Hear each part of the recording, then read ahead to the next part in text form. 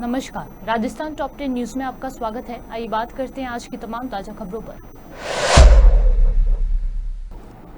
लोसल में तेजा उत्सव कार्यक्रम में भाग लेने पहुंचे PCC chief Govind Singh Dotasra media से बातचीत के दौरान कहा कि दिल्ली के सीएम अरविंद केजरीवाल को जमानत मिलने पर पीसीसी चीफ का बयान।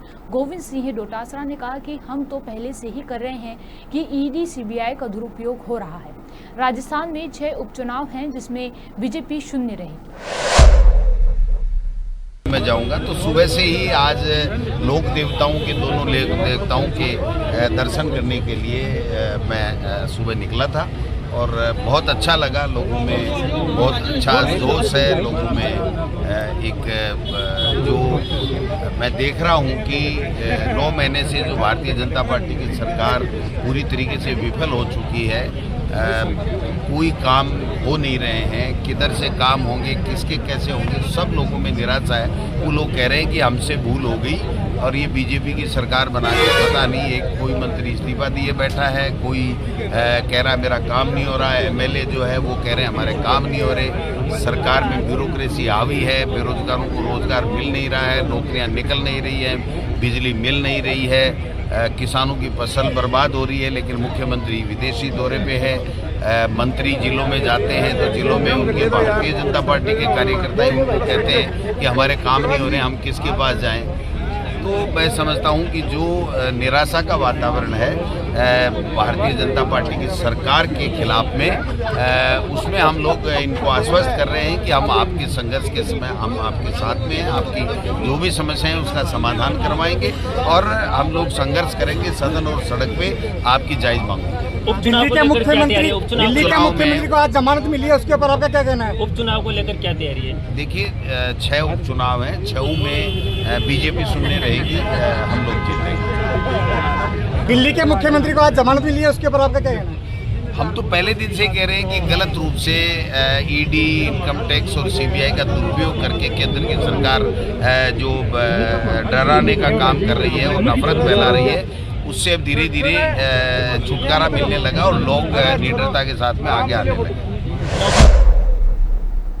अलवर के रामगढ़ विधानसभा क्षेत्र के विधायक और कांग्रेस के पूर्व राष्ट्रीय सचिव जुबेर खान का शनिवार की सुबह 5:50 बजे निधन हो गया। वे करीब 1.5 साल से बीमार चल रहे थे। 1 साल पहले ही विधायक जुबेर खान ने लीवर ट्रांसप्लांट कराया था और हाल ही में उनकी हालत काफी गंभीर हो गई थी। डॉक्टरों ने लगभग 15 दिन पहले इलाज करने से हाथ खींच लिया था। उनका अंतिम संस्कार आज शाम 5:50 पर रामगढ़ में किया जाएगा। दरअसल पिछले 1.5 साल से बीमार रहे जुबेर खान ने 1 साल पहले लीवर ट्रांसप्लांट कराया था। लोकसभा चुनाव के दौरान अत्यधिक भागदौड़ से उनकी सेहत और बिगड़ती चली गई। बीजेपी प्रदेश अध्यक्ष मदन राठौर ने शुक्रवार को एक फिर विवादास्पद बयान दिया। भ्रष्टाचार के मामले में जेल जा चुके कांग्रेस नगर पालिका अध्यक्ष को बीजेपी में शामिल करने के सवाल पर राठौर ने कहा कि वाल्मीकि डाकू थे, उन्हें ज्ञान का बोध हुआ तो महर्षि बने। पहले इतिहास क्या था उसे छोड़ो, हमारे यहाँ भ्रष्टाचार बर्दाश्त नहीं किया जाएगा। बीजेपी प्रदेश ऑफिस में 2 दिन पहले सांबर लेक नगर पालिका के कांग्रेस बोर्ड से अध्यक्ष बने बाल किशन जांगीड़ को पार्टी में शामिल किया गया था। राठौर ने जांगीड़ को बीजेपी की सदस्यता दिलाई थी। स्थानीय बीजेपी कार्यकर्ताओं में इन ज्वाइनिंग पर नाराजगी है।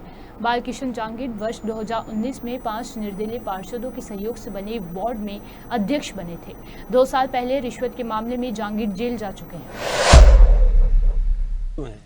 विदेश में जाके भारत की प्रतिष्ठा को धूमिल करने का षड्यंत्र करते ही क्यों है? अब वो ऐसा गलत काम करेंगे तो फिर थोड़ा हमको सावधान तो होना ही पड़ता है। कांग्रेस को कहाँ गिरेंगे हम? कांग्रेस तो गिरी हुई है अपने आप ही, तो उसका हम क्या कर सकते हैं? हमने कभी कांग्रेस में नहीं, हम तो अपना परिवार संभाल रहे हैं, हमारा परिवार सुदृढ़ कर रहे हैं और उनको यदि लगता है कि ये सुदृढ़ हो रहे हैं और वो भय खावे तो उनकी मर्जी है, हमको कोई तकलीफ नहीं है। वैसे गोपालगढ़ कांड में मुख्यमंत्री को घेर रही है कांग्रेस, ट्वीट किए जा रहे हैं, जमानत के ऊपर सवाल उठाए जा रहे हैं। अब ये बात कोई है नहीं। देखिए, अग्रिम जमानत में शर्तें होती है और रेगुलर बेल में कोई ऐसी शर्तें नहीं है। वो रेगुलर बेल हो गई, खत्म हुआ चैप्टर।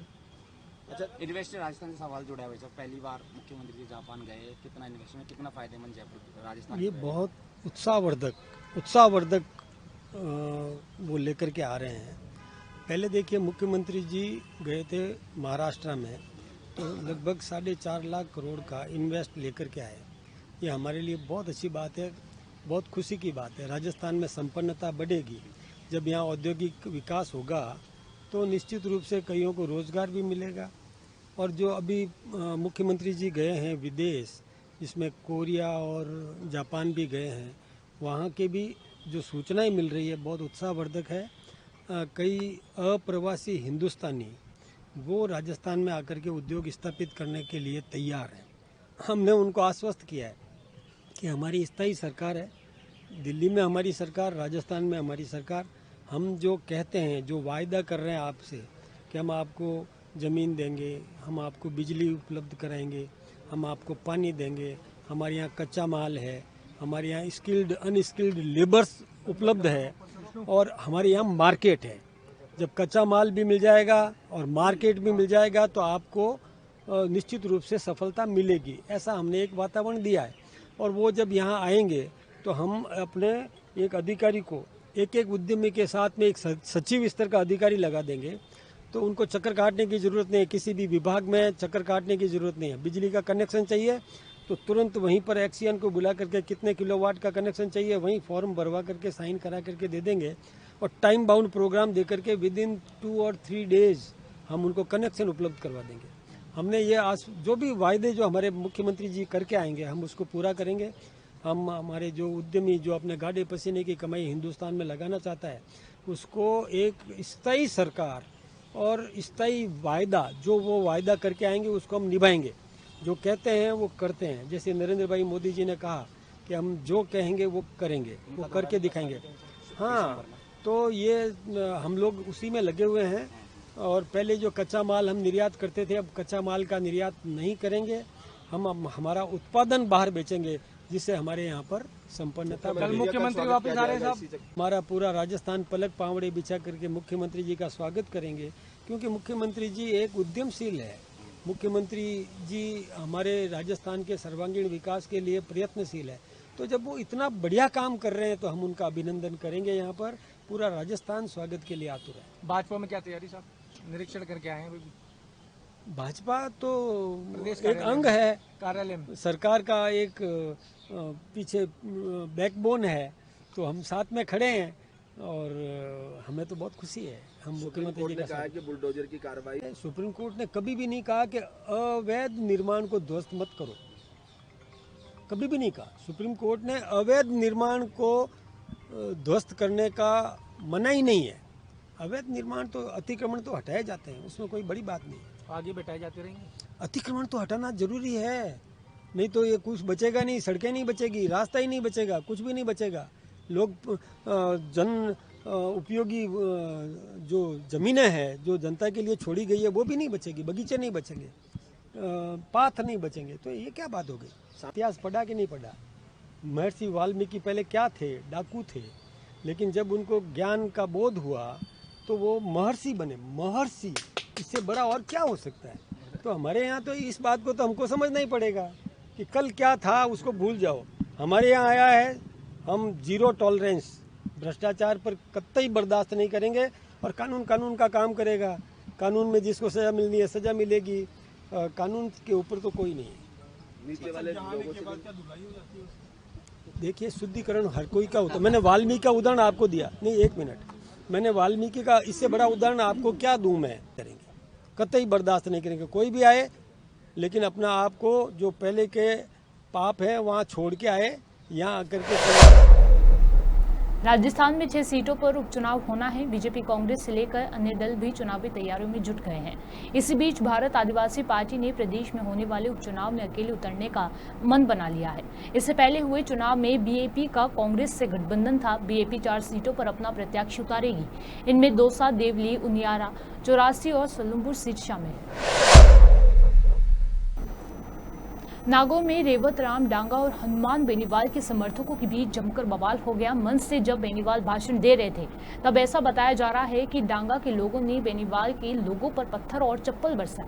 ऐसा बताया जा रहा है कि डांगा के लोग हनुमान बेनीवाल से पहले डांगा भाषण करवाना चाहते थे। इसी को लेकर दोनों के समर्थक आपस में भिड़ते दिखे। राजस्थान में चाकसू के जगन्नाथ यूनिवर्सिटी में फूड पॉइजनिंग का मामला सामने आया है। यूनिवर्सिटी परिसर में स्थित हॉस्टल में रहने वाले करीब 100 से ज्यादा विद्यार्थियों की तबीयत खाना खाने के बाद बिगड़ गई। विद्यार्थियों के बीमार होने की जानकारी सामने आने पर चिकित्सा प्रशासन हरकत में आया और हॉस्टल परिसर पहुंचकर विद्यार्थियों की मेडिकल जांच की। राजस्थान के उप मुख्यमंत्री रिया कुमारी ने कहा कि सभी बहुत उत्साहित हैं। मुख्यमंत्री अपनी विदेश यात्रा के बाद पधार रहे हैं। उनकी जापान और साउथ कोरिया के बड़े बड़े उद्योगपतियों से मुलाकात हुई। दिसंबर में राइजिंग राजस्थान होने वाला है। उस समय राजस्थान में बहुत सारा निवेश आएगा, बहुत सारे MOU होंगे और MOU धरातल पर उतरेंगे। कितनी उम्मीद है? नहीं, सभी बहुत उत्साहित हैं। आज हमारे माननीय मुख्यमंत्री जी पधार रहे हैं अपनी यात्रा के बाद और वहाँ पर बहुत सारे उन्होंने ये जितनी भी कंपनीज़ हैं, बड़े बड़े इंडस्ट्रियलिस्ट हैं जापान के, साउथ कोरिया के, उनसे मीटिंग्स हुई उनकी। वहाँ पर बहुत अच्छे जो उनकी पूरी यात्रा है, बहुत सफल यात्रा थी और हम सभी को बहुत अपेक्षा है कि हमारा जो राइजिंग राजस्थान दिसंबर में होने वाला है, उस समय बहुत सारा निवेश आएगा, इन्वेस्टमेंट आएगा राजस्थान में, इंडस्ट्रियलाइजेशन बढ़ेगा, मैन्युफैक्चरिंग बढ़ेगी, टूरिज़्म इंडस्ट्री में भी बहुत सारी संभावनाएं हैं और वो सब हम लोग कर पाएंगे। बहुत सारे MOUs भी होंगे और MOUs धरातल पर उतरेंगे। ये बहुत बड़ी बात है और खुशी की बात है कि ये राजस्थान में हो रहा है। इससे हमारी जो रोज़गार की संभावनाएं हैं, रोज़गार बढ़ेगा और बहुत अच्छा है हमारी इकोनॉमी के लिए, राजस्थान की इकोनॉमी के लिए बहुत ज़रूरी था और ये हमारे मुख्यमंत्री जी जो कर रहे हैं, हम सब उनके बहुत बहुत आभारी हैं कि पहले ही वर्ष में इतना बड़ा कार्य करने जा रहे हैं। राजस्थान के बूंदी में मासूम के साथ दरिंदगी करने का मामला सामने आया है। मकान मालिक की बेटे पर दुष्कर्म करने का आरोप लगा है। पीड़ित परिवार ने बूंदी की महिला थाने में मामला दर्ज कराया है। इस पर महिला थाना ने नाबालिग मासूम का मेडिकल न करवाकर मामला दर्ज कर लिया है और आरोपी की तलाश शुरू कर दी है। घटना के बाद इलाके में सनसनी फैल गई। नाबालिग पीड़िता का बूंदी अस्पताल में इलाज जारी है। दक्षिण कोरिया और जापान दौरे पर गए मुख्यमंत्री भजनलाल शर्मा पर कांग्रेस ने कोर्ट की बिना अनुमति के विदेश जाने पर सवाल उठाए हैं। भरतपुर के गोपालगढ़ में 2011 में हुए दंगों में मिली सशर्त अग्रिम जमानत रद्द करने के लिए सावरमल चौधरी के आवेदन पर ADJ कोर्ट 4 में अर्जी दायर हुई है। मामले में अगली सुनवाई 24 सितंबर को होगी। पुलिस ने देर रात छापा मारकर शहर के एप्पल होटल में 3 युवतियों और 3 युवकों को वेश्यावृत्ति के आरोप में गिरफ्तार किया है। पुलिस को शहर के एक होटल में युवक और युवतियों के संदिग्ध हालत में होने की सूचना मिली थी। इस पर ASP CTB आदित्य के नेतृत्व में टीम मौके पर भेजी गई। पुलिस टीम ने यहां पहुंचकर बोगस ग्राहक के जरिए होटल में अनैतिक काम होने की पुष्टि की। जब पुलिस का शक पुख्ता हुआ तो पुलिस ने होटल पर कार्यवाही कर दी। मौके से 3 युवतियों के साथ 3 युवकों गुरमन सिंह, विक्की मोंगा और शिवराज को पकड़ा गया है। इन लोगों के पास से पुलिस ने 23,900 रुपये बरामद भी किए हैं। राजस्थान टॉप 10 न्यूज में आज के लिए सिर्फ इतना ही। देखते रहिए पॉपुलर TV। धन्यवाद।